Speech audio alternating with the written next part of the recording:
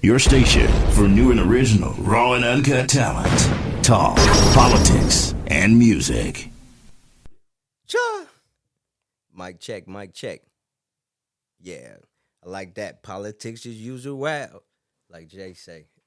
Welcome back to Politics as usual. I am your host, Eric Wright, here to bring you some more information for the black community, for us to talk about things, to see where we land on it. Before I get into the topics for today, I'd like to give a shout out to Austin, Texas. I went and visited over the week, and I also was in Venice Beach in Cali. Man, thanks for the dope vibes. Everything was great. It was cool linking up with some people there. I was there for a few professional things. I also am a government representative myself. So being out there, seeing those people, seeing how our people are living in Austin, shout out to them. City is growing like crazy. Can't wait to go back, bring some of my people and kind of eat some of that good food. It's a food truck on every single corner, maybe three or four. Like in the portions they give you, hell, I couldn't finish a meal there. I had to go boxes every time. And Venice Beach, man, the vibes. And I was there on Halloween, so it was a dope vibe seeing everybody there. But let's get into it. It's politics as usual. And the first story I'm going to bring to you, this first story is from Jackson, Mississippi. And I don't know if you heard of it or not. And if you did, great. Stay involved. If you haven't, let's talk about it. So imagine getting into an argument at home and wanting to leave home and take a walk. And you go take a walk, and within an hour of you leaving home, a death certificate is signed for you. That's what happened to a guy. This guy, Dexter, he was 37 years old. Dexter Wade. His mother found that he was missing maybe 2 or 3 days later. Went to the police station to file a missing persons report, and she was able to submit the report and everything. The problem is this: that night of March 5th, that Dexter Wade went out for that walk, he was struck by a off-duty police officer in his SUV and killed. And his body sat in the morgue. It didn't notify the parents or anybody else that their son or their loved one was passed away. And they allowed the mother to fill out a missing persons report just so she would find out on August 24th, 2023, that her son had died on May 5th. Right now, there's a lot of huge talk. I even seen Ben Crump there representing the family, and they need justice. There's no excuse in the world to take a person's life because this person was killed, was struck, and then not say anything about it. And then allow the mother to go through that torment for 6 months. That's terrible. My people in Jackson, Mississippi, my heart goes out to you. I know a few people there, but that's stuff that's happening right here in the South. But that's Jackson, Mississippi. Dexter Wade, 37-year-old, struck by a SUV from a off-duty police officer, and his parents wasn't notified until 6 months later. That's politics as usual right there. And we know it's something behind that. So Ben Crump, I know he'll get down to the bottom of it. All right, the second story that I got. There's been a lot of talk about the current congressional maps that's in Alabama. There was a whole bunch of back and forth. I'm saying that some of the maps were unconstitutional that they tried to produce. Also, the Supreme Court stated that the maps needed to be changed to have more of a representation for black, indigenous, or if you want to call them African American. I don't subscribe to that, but there was more voters in there that need representation. So The recent maps changed, and let me give you some background on that because I actually ran for that seat in 2014 when it was like it was previously. But it took me running for that office, it took Tabitha Eisner running for that office, it took multiple people running for that office over and over again, knowing that the possibility of a win was impossible, but it gave everyone else the ability to see how many black people are in that area and that are voting that didn't have representation. So, as of right now, this is why I wanted to bring this up. Since the new map has been brought out and everybody knows that it's going to be a majority black district now, we got a lot of opportunists out there. Let's talk about opportunists.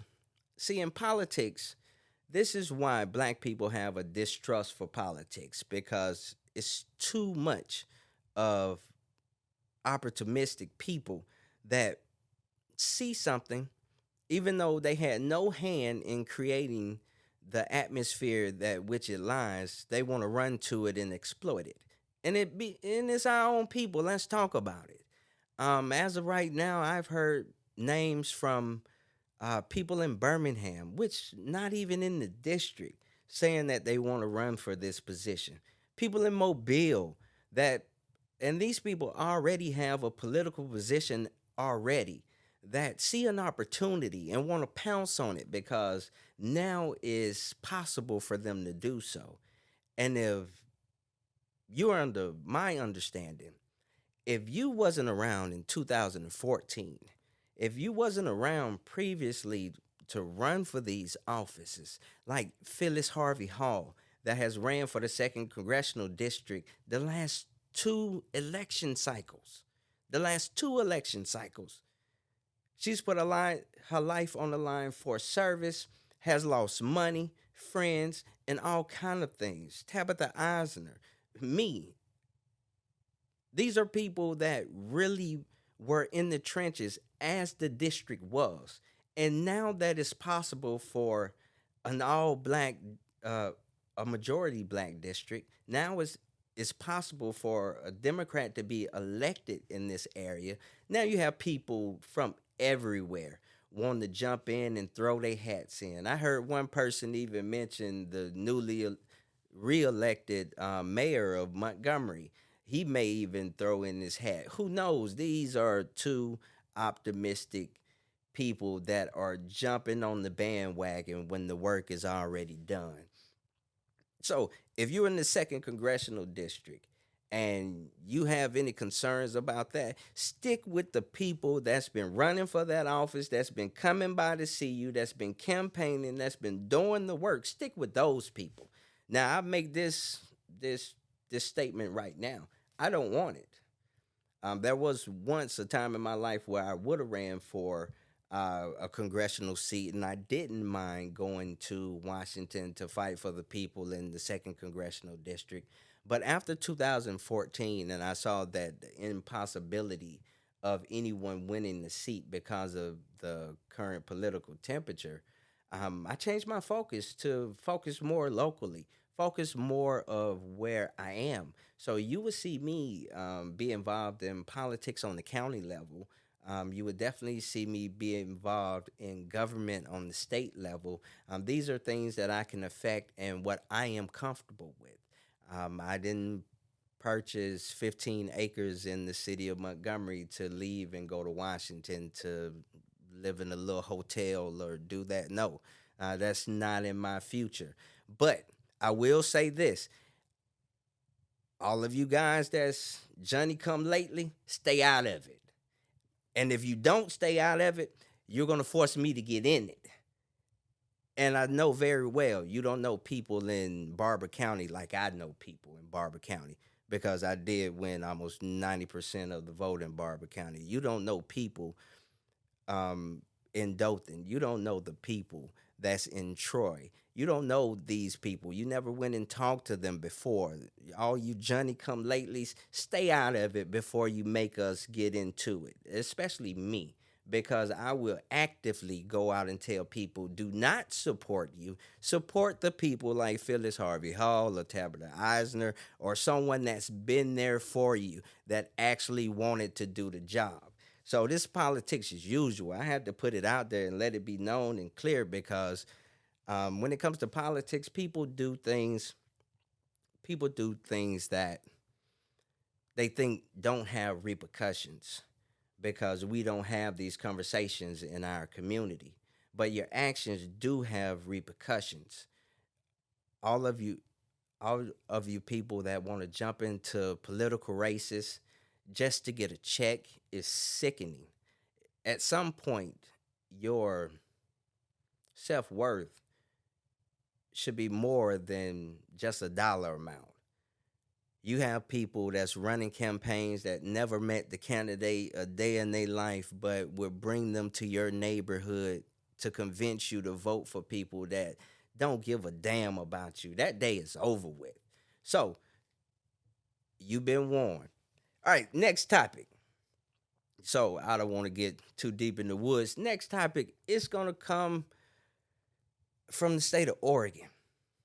Yeah, Oregon. There was a Portland, Oregon man. His last name is Zubri.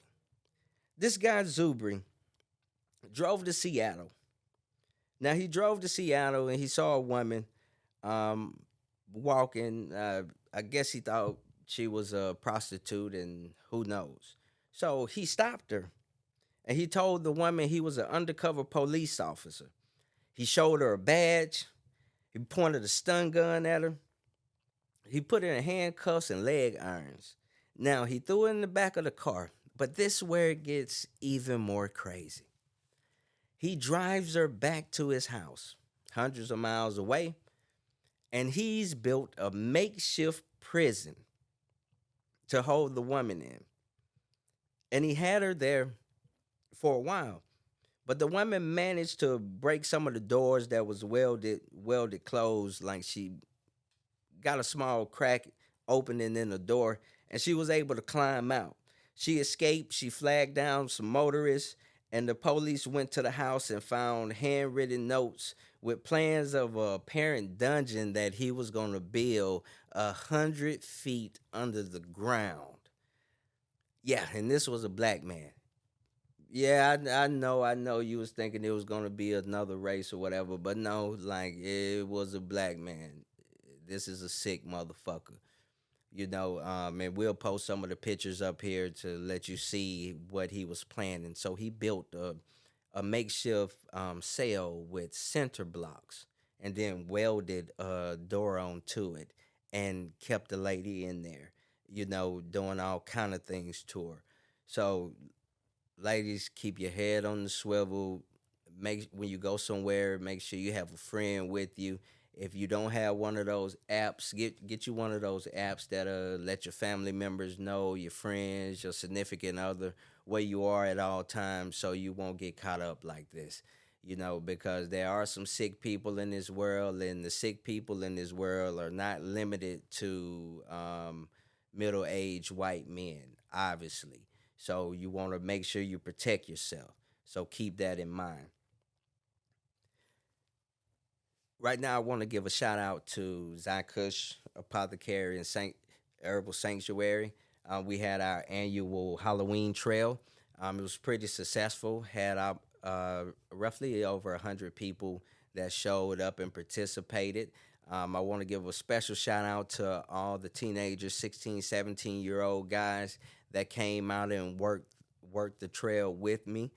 People say that these young guys don't want to work these days. They just need positive influence. And we saw that last week, and they did a great job. We ate good. They even got paid. They was happy, and we was able to instill some positive reinforcements in the young men. So again, shout out to Zykush Herbal Sanctuary. Thank you, thank you, thank you. Which I'm also the owner, me and my wife.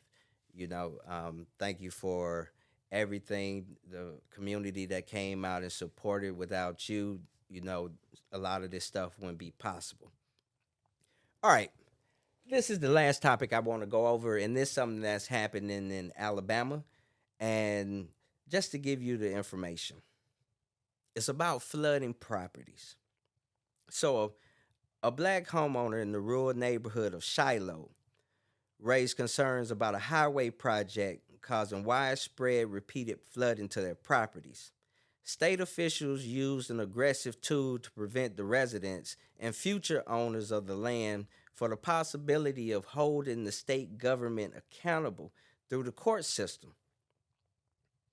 Now, according to a local source, it said they took the highway, they elevated it, then forced all of the water onto us. I mean, it's just plain Jane.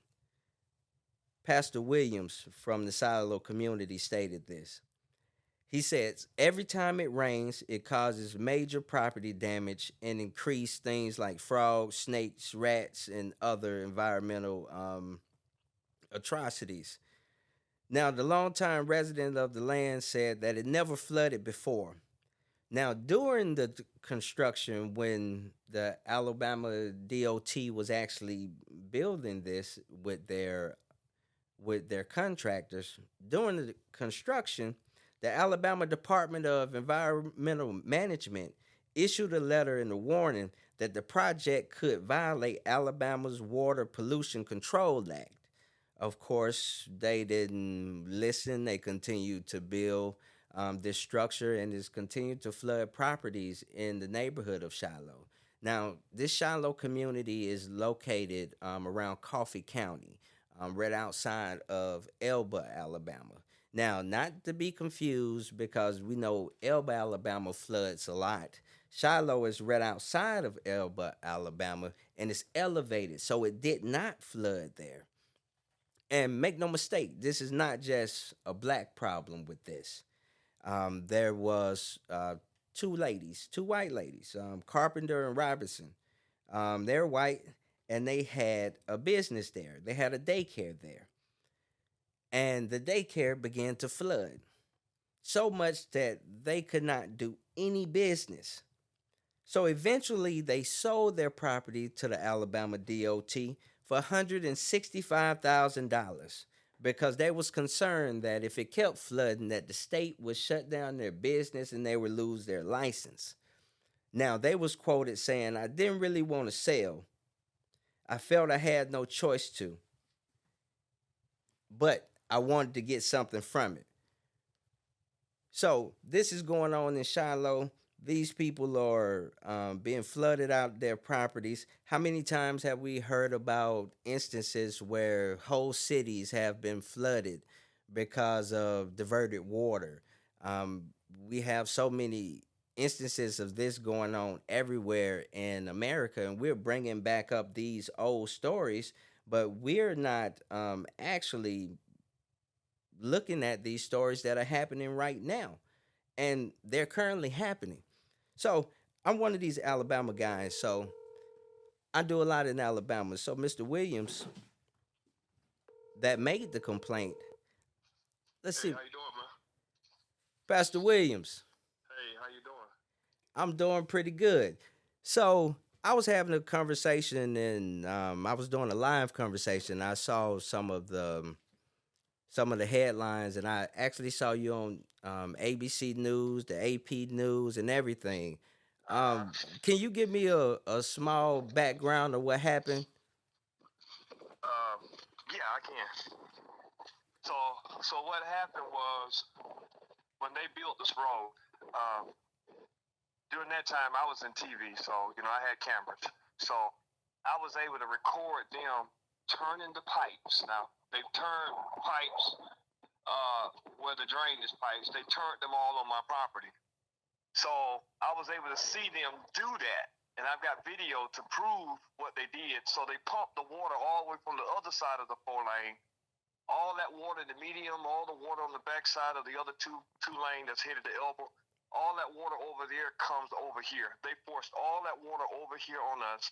And then, where water's supposed to go straight down side the road, the water, instead of the water going down beside the road, just Three houses down, all that water is coming back to the middle of my property, to the middle of all three of my properties, right?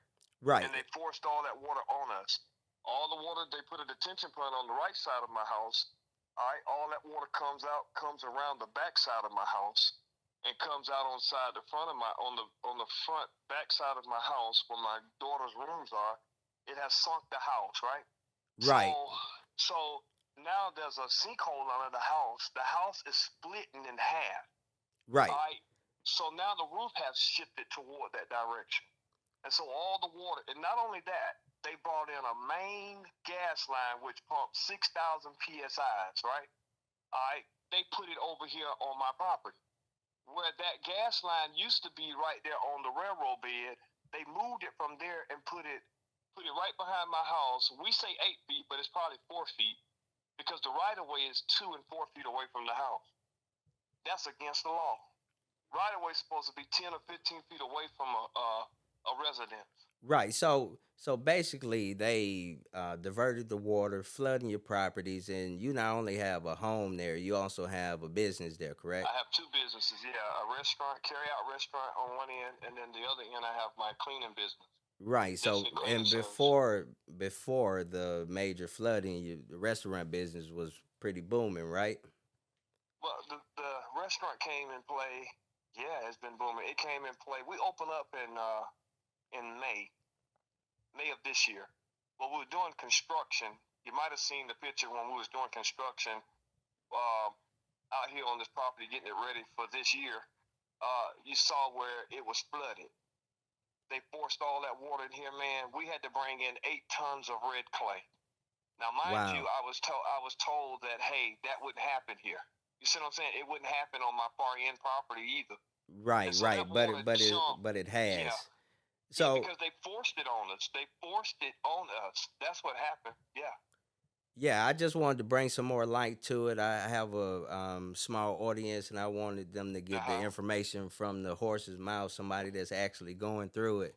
But Right. I'm gonna give you a call later to talk to you more about it. I just Okay. wanted to get that first take from you, from you, the person that's actually going through it.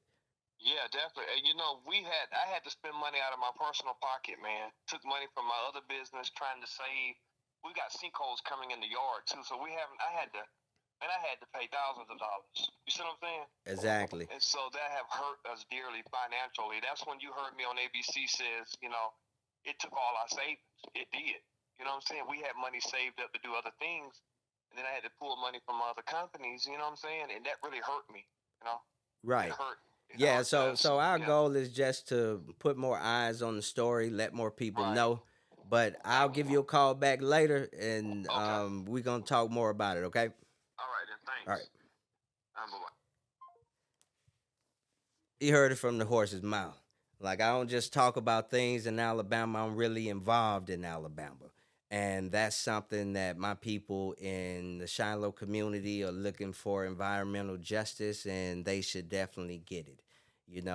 We talk about black people building themselves up, doing for themselves, creating jobs and opportunities in their area. And when they do, things like this happen. We saw that with Black Wall Street. We saw that through the thousands of lakes and parks that's built on top of black graves, black hard work of buildings that they've created, whole towns underwater. And we want to prevent this from happening to the Shiloh community. Again, this is politics as usual, bringing you the information, bringing you real life situations. We're not just talking about it, we're affecting it. We're going to talk about it to see where we stand on it. Remember, if you can't filter through the bullshit, you might get lost in it. It's all politics as usual. Keep your head on the swivel.